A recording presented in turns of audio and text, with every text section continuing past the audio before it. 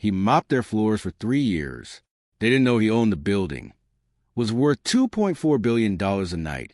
I started emptying trash cans for minimum wage. Nobody in that building knew my face. Nobody knew my name. As far as they were concerned, I was just a quiet man who vacuumed the executive floor after midnight.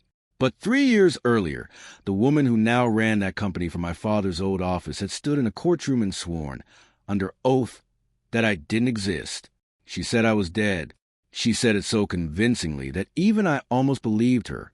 This is a story of how a billionaire disappeared on purpose and came back as nobody at all. The MY name is ELIAS HART. Or at least, that's the name that used to be on record with the SEC, on the cover of Forbes, on the letterhead of HARTWELL Dynamics, the aerospace and logistics empire my grandfather built from a single cargo plane in 1961.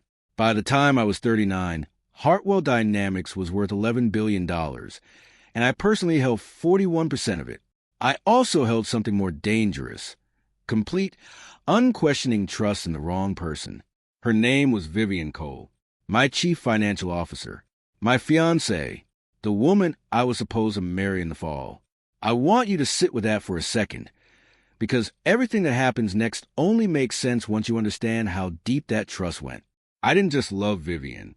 I built my company's financial architecture around her judgment. Every major deal in the last 4 years had her fingerprints on it. I signed what she told me to sign. I trusted the numbers she gave me, because why wouldn't I? She was going to be my wife. 3 weeks before our wedding, my private plane went down over the Atlantic during a routine flight to our shipping terminal in Lisbon. 2 crew members survived. I did not. At least, that's the official record that here's the part nobody, except 3 people on Earth, ever knew. I wasn't on that plane. 6 days before the crash, I found something in Vivian's private files that made my blood run cold. A series of wire transfers routed through 4 shell entities, totaling almost $300 million, drained quietly out of HARTWELL's infrastructure fund over 18 months. Money meant for a satellite contract with the Department of Defense. Money that had simply vanished into accounts with her handwriting all over the paperwork trail, disguised under signatures that looked remarkably like mine. I didn't confront her. I have learned, in business and in life, that the moment you confront a snake, it strikes. I needed to see how far the venom had already spread before I made a single move. So I did something that still, to this day, makes my own lawyers uncomfortable. I faked my death. I paid my longtime pilot and one trusted engineer, men who had flown with my father before me, men whose loyalty had been tested for 2 decades, not 2 years, to stage a mechanical failure over open water on a flight I was never actually on. A body double, arranged through channels I still won't discuss publicly, was recovered from the wreckage 3 days later, burned beyond recognition. Dental record confirmed by a medical examiner whose daughter's college tuition I quietly paid off the following spring. It sounds insane. It was insane. But I needed the world, and specifically I needed Vivian, to believe ELIAS HART was gone. Because a dead man can't be robbed. A dead man can only watch. Have you ever discovered, all at once, that the person closest to you had been lying since the very beginning? Hold on to that feeling. You're going to need it that I watched my own funeral from behind a rented car 300 yards away, wearing a groundskeeper's jacket and a beard I'd been growing for 6 days. Vivian wore black. She cried beautifully. She always did everything beautifully. That was, I would learn, the entire foundation of how she'd fooled me for 4 years. My board of directors stood in a somber line. My mother, frail and devastated, had to be held up by my younger sister, Nora, who kept scanning the crowd with an expression I couldn't quite place. Grief, yes, but underneath it, something sharper, something searching. Nora had always been the one person in my family who never fully trusted Vivian that I remember. 2 years before the crash, Nora pulling me aside at a company gala and saying, quietly, "Elias, there's something about the way she talks about the company, like it's already hers." I laughed it off then. I wasn't laughing anymore. 6 weeks after the funeral, the board, guided heavily by Vivian, who had positioned herself as my grieving fiancée and closest advisor to the company's vision, voted her in as interim CO. Interim didn't last long. By month 4, she quietly restructured the bylaws. By month 7, interim disappeared from her title entirely. She had my company. She had my name on the building. And as far as the entire world was concerned, she had my ghost blessing. For the first year, I did nothing but watch. I lived under the name Marcus Webb, in a small rented house 2 hours outside the city, funded by an offshore account Vivian didn't know existed. A private contingency fund my grandfather had insisted every generation of Hart family leadership maintain, in case the world ever turns on you. He built it during the Cold War. I never imagined I'd need it against my own fiancée. I grew a beard. I lost the posture that money gives a man, that unconscious confidence of someone who was never once worried about being interrupted. I let myself go soft in the middle and rough around the edges. Grief, guilt, and cheap diner food do that to a person faster than you'd expect. Then, 14 months after my funeral, I applied for a night custodial position at HARTWELL Tower under the name Marcus Webb. A completely clean identity Nora had quietly helped me build, the only living person who knew the truth. Nora didn't ask me why. She just looked at me for a long time, tears in her eyes, and said, "Bring the company back to Dad's name. That's all I want." I told her I would. I didn't yet know how far I'd have to go to keep that promise. Walking back into my own building as a stranger is an experience I don't think I can fully describe. Every hallway held a memory. The elevator bank where my grandfather's original cargo manifest still hung, framed, untouched even by Vivian's redesign. The corner office, my father's office, then mine, now occupied by a woman wearing my mother's stolen wedding ring on a necklace, because apparently even sentiment could be repurposed as costume jewelry for a performance of grief. My badge, under the name Marcus Webb, granted me access to every floor except the executive suite on 40. That was fine. I didn't need the executive suite yet. I needed the eyes and ears that actually run a company invisibly, the people executives walk past without seeing. Because here's something almost nobody in power understands. The cleaning staff, the overnight security guards, the assistants who fetch coffee, they see and hear more of a company's real truth than any boardroom ever will. On my second week, I met a security guard named Desmond Ruiz, a 22-year veteran of the building who had worked there since before my father passed the company to me. "You're new," he said, sliding me a coffee from the machine he'd clearly hacked to give free refills. Nobody talks to night staff. Figured somebody should. Desmond became, without either of us fully realizing it at first, the second thread in a plan that was only just beginning to take shape. 3 weeks into the job, Desmond mentioned something in passing that stopped my heart. "There's a lady in finance," he said. "Priya Anand. Been here since Hart's days. Never talks about the old regime. But sometimes I catch her staring at his old portrait in storage like she's got something to say and nowhere to put it. Priya Anand had been my father's original comptroller. If anyone still had untouched records from before Vivian's restructuring, it was her. I engineered a conversation, a dropped folder, a moment of assistance, careful and deliberate. She studied my face a beat too long. "You have his eyes," she said quietly. My stomach dropped. "Whose eyes?" She didn't answer directly. She looked over her shoulder, toward the elevator, toward floor 40, and lowered her voice. "The man who used to run this place. Before everything changed." 3 days later, she left a folder on my cart. No note, no name. Inside, a single financial statement, photocopied, with one line circled in red. VC Holdings, Cayman Routing. Quarterly transfer since Q2, post-transition. Vivian hadn't just taken my company. She had been bleeding it for 3 years, funneling money into an offshore account with name generic enough to survive most casual audits. This wasn't just betrayal anymore. This was fraud on a scale that could put her in federal prison for the rest of her life. If I could prove it before she buried the trail completely, I didn't sleep for 2 nights after that folder appeared. I sat in my small rented house and stared at that circled line until the ink felt burned into my retinas. VC Holdings. I ran the math myself, quietly, using nothing but a notebook and the kind of financial instinct you don't lose just because you're wearing a cleaning uniform. 3 years of quarterly transfers, conservatively estimated, put the missing total somewhere north of $400 million. $400 million stolen from a company built by 3 generations of my family, laundered through an account with my dead name still technically attached to the trust that funded it, because Vivian had never bothered to fully sever the original ownership documents. Too confident, too comfortable believing a dead man couldn't come back to check her math. That confidence was about to become the single biggest mistake of her life. I needed more than one document. I needed a paper trail so complete that no lawyer, no PR team, and no boardroom full of people she'd charmed could talk their way around it. And I needed to get close enough to the 40th floor to find it. You probably think you already know how this ends. You'd be wrong, because the woman who stole my company wasn't the only person in that building hiding something. And the next secret I uncovered had nothing to do with money at all. 6 months into my life as Marcus Webb, Nora met me at a diner outside the city, sunglasses on despite the overcast sky, nervous in a way I'd never seen from my normally composed younger sister. "She's engaged again," Nora said, sliding into the booth across from me. I blinked. To who? Board chairman, Gerald Whitlock. Word is he's the one who pushed a vote to make her permanent CEO. He's 68, ELIAS. She's marrying him for full board control, and once she has it, there's no removing her, ever.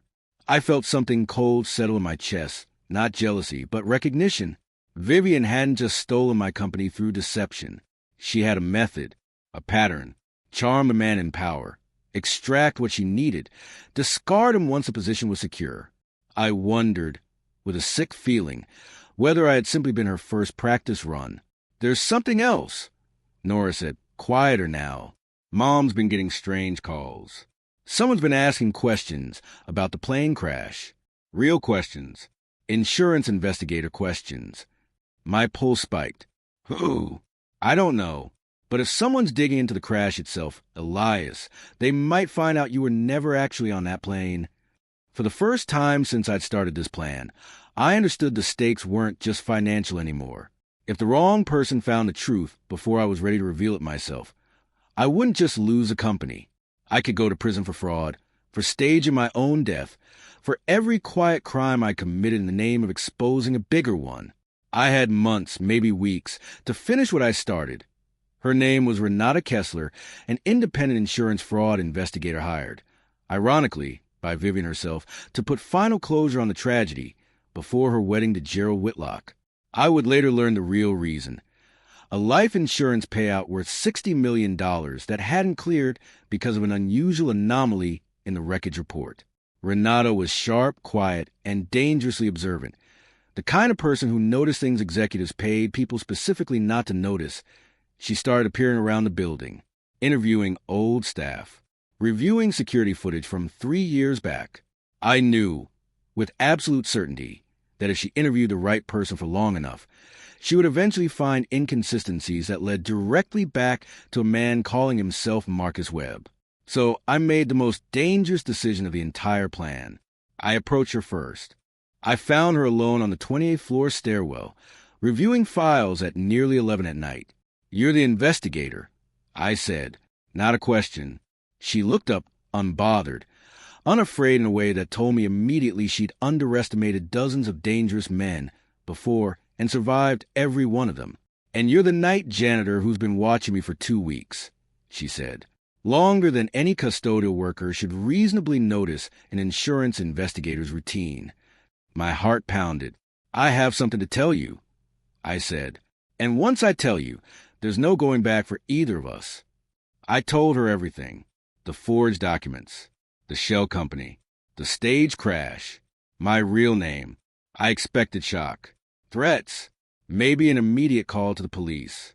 Instead, Renata studied me in silence for nearly a full minute, then said something I never anticipated. "I already suspected the crash was staged, Mr. Hart. The dental records didn't fully match archive data from your last physical.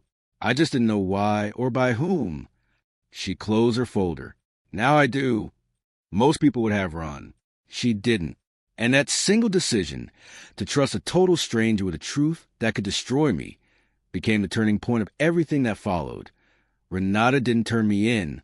Instead, over the following 2 weeks, in careful, quiet meetings arranged through Desmond's building access and Priya's financial records, we built something far more dangerous to Vivian than a single leaked document. We built a complete, Undeniable case. Renata's investigation gave us a forensic proof that the crash had been staged, evidence that, combined with proof of my continued existence, would eventually clear me of any wrongdoing once the full context of Vivian's fraud came to light. Priya's financial trail gave us the $400 million in stolen funds. Nora's careful positioning on the board gave us insider knowledge of Vivian's wedding timeline to Gerald Whitlock, a ceremony that, if it happened, would cement her control permanently. We had 11 days before that wedding. 11 days to expose 3 years of theft, deception, and a fake death, without a single piece of the plan falling apart before it was ready. The ceremony was held in the HARTWELL Tower's top-floor atrium, a space my grandfather originally built for shareholder galas, now repurposed for Vivian's second attempt at marrying her way into permanent power. 400 guests, board members, investors, press. I stood in the back, still in a cleaning uniform, badge clipped to my chest, utterly invisible to a crowd that hadn't looked twice at custodial staff in 3 years. Gerald Whitlock stood at the altar, beaming, unaware that the woman walking toward him had drained nearly $500 million from the company he now controlled. Vivian looked radiant, composed, untouchable, right up until the moment the atrium's main screen, normally reserved for shareholder presentations, flickered to life behind her. Nora had access to that system. Renata had the documentation. Priya had the financial trail. And I had one final decision to make. Stay hidden in the crowd as a ghost forever, or step forward as the man everyone believed had died 3 years earlier. The screen displayed a single line first. VC holdings, $412 million. Unauthorized transfers, 2021 to 2024. 400 guests went silent all at once. Vivian turned white. And then the screen changed to a single photograph, recent, clear, undeniable, of a man in a groundskeeper's jacket standing outside his own funeral 3 years earlier. Meanwhile, I walked down the center aisle in my cleaning uniform, past 400 stunned faces, past a groom who had no idea his fiancée had a body count of stolen fortunes behind her, straight toward the altar where Vivian stood frozen, her carefully constructed world collapsing in real time. "Hello, Vivian," I said. "You told everyone I was dead." She opened her mouth. Nothing came out. For 3 years, I continued, loud enough for the entire atrium to hear. "You told my family, my board, and the entire world that ELIAS HART no longer existed. You were right about one thing." I let the silence stretch, the way she taught me, without knowing it, how devastating silence could be. "The man who trusted you blindly is dead. He died the night I found your shell accounts. But I'm still very much alive. And so is every single document proving exactly what you did to get here. Security, the real kind, not building custodial staff, move in from the back of the atrium, alerted an hour earlier by Renata's formal report to federal investigators." Vivian didn't scream. She didn't cry the beautiful, camera-ready tears she perfected at my funeral. She simply looked at me, and for the first time in 4 years of knowing her, I saw something genuine. Fear. Vivian Cole was arrested that same night on charges of wire fraud, embezzlement, and once investigators connected the falsified death certificate to her financial motive, conspiracy. The $60 million insurance policy she quietly filed to collect became, ironically, the single piece of evidence prosecutors used to prove premeditated intent. Gerald Whitlock resigned from the board within a week, humiliated but legally untouched, having been, like me, simply another man she'd used as a stepping stone. I resumed legal control of HARTWELL Dynamics 3 weeks later, following a hearing that confirmed my identity and, remarkably, chose not to prosecute me for staging the crash, given the overwhelming evidence that doing so had exposed a far larger crime. My lawyers still call that outcome a small miracle. Nora became vice chair of the board, a position she'd earned not through blood, but through 3 years of quiet, careful loyalty that never once wavered. Priya Anand and Desmond Ruiz both received positions they never expected and compensation they more than earned.